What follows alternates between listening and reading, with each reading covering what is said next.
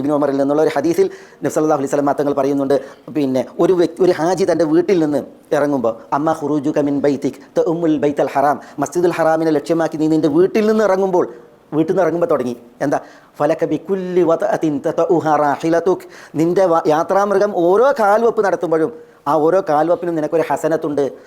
വ യുംഹ അൻക ബിഹാ സയ്യിഅത്തുൻ, നിൻ്റെ ഓരോ തെറ്റുകളും അതിനാൽ മായ്ക്കപ്പെടുന്നതാണ്.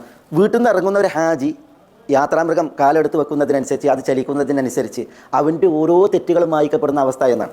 വീട്ടിൽ നിന്ന് ഇറങ്ങിയിട്ടുള്ളൂ മസ്ജിദുൽ ഹറാമിനെ ലക്ഷ്യമാക്കിയിട്ട്. ഒന്നാലോചിച്ച് നോക്കുക, അപ്പോൾ എത്ര പാവങ്ങൾ പോകും? തീർന്നില്ല.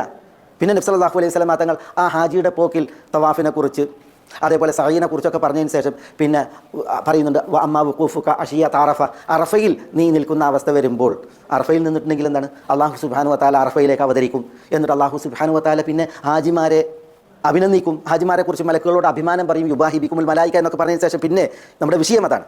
എന്താ, അല്ലാഹു സുബ്ഹാനഹു വ തആല ഹാജിമാരോട് പറയുകയാണ്, ഹാജിമാർ വന്നതിനെക്കുറിച്ച് പറയും, അവർ വന്നത് അർജുന മഗ്ഫിറതി വറഹ്മതി, എൻ്റെ പാപമോചനവും എൻ്റെ കാരുണ്യവും പ്രതീക്ഷിച്ചാണ് ഹാജി വന്നതെന്ന് പറഞ്ഞിട്ട് പറയുകയാണ് ഹാജിമാരോട്.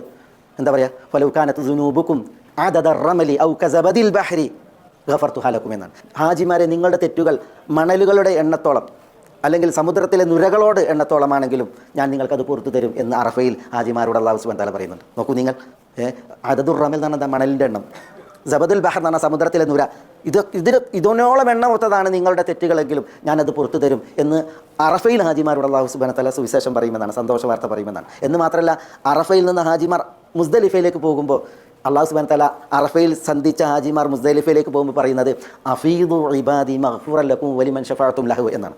ഹാജിമാരെ, അറഫയിൽ സമ്മേളിച്ചവരെ, മുസ്ദലിഫയിലേക്ക് നിങ്ങൾ പോയിക്കോളൂ, നിങ്ങൾക്ക് പൊറുക്കപ്പെട്ടിരിക്കുന്നു, നിങ്ങൾ ആർക്കൊക്കെ വേണ്ടി പാപമോചനത്തിന് ശഫാഅത്ത് നിർവഹിച്ചോ അവർക്കും പൊറുക്കപ്പെട്ടിരിക്കുന്നു എന്ന് പറഞ്ഞാണ് അല്ലാഹു സുബ്ഹാനഹു വ തആല ഹാജിമാരെ അറഫയിൽ നിന്ന് മുസ്ദലിഫയിലേക്ക് അയക്കുക എന്നുള്ളതാണ് ആ ഹദീസിൽ നബി സല്ലല്ലാഹു അലൈഹി വസല്ലം തങ്ങൾ പറഞ്ഞതായി ഇബ്നു ഉമർ റളിയല്ലാഹു തആല പറയുന്നത്. പിന്നെ തീർന്നില്ല, ഇതേപോലെ പിന്നെ വേറെയുണ്ട്. നബി സല്ലല്ലാഹു അലൈഹി വസല്ലം തങ്ങൾ പറഞ്ഞു കൊടുക്കണം, അമ്മ റമിയുകലിൽ ജിമാർ, ഒരു ഹാജി ജംറക്കെറിയുന്ന സമയം, ഫലിക്കുല്ലി ഹസാത്തിൻ, ഓരോ കല്ലെറിയുമ്പോഴും എന്താ ഒരു ഹാജിക്കുള്ളത്, ഓരോ കല്ലെറിയുമ്പോഴും ഇദാ റമൈത് തക്ഫീറു കബീറത്തി മിൻ കബായിരിൽ മൂജിബാത്തിൽ മൂബിഖാത്ത് എന്നാണ്. വൻപാപങ്ങൾ അതിൽ ഒന്ന് പൊറുക്കപ്പെടുമെന്നാണ്. നിൻ്റെ അടുത്ത് വൻപാപം വന്നു പോയിട്ടുണ്ടെങ്കിൽ ഓരോ ഏറിനും അത് ഓരോന്ന് പൊറുക്കപ്പെടും എന്ന് ഹദീസിൽ വന്നത് ഇബ്നു ഉമർ റളിയല്ലാഹു തആല പറയുകയാണ്.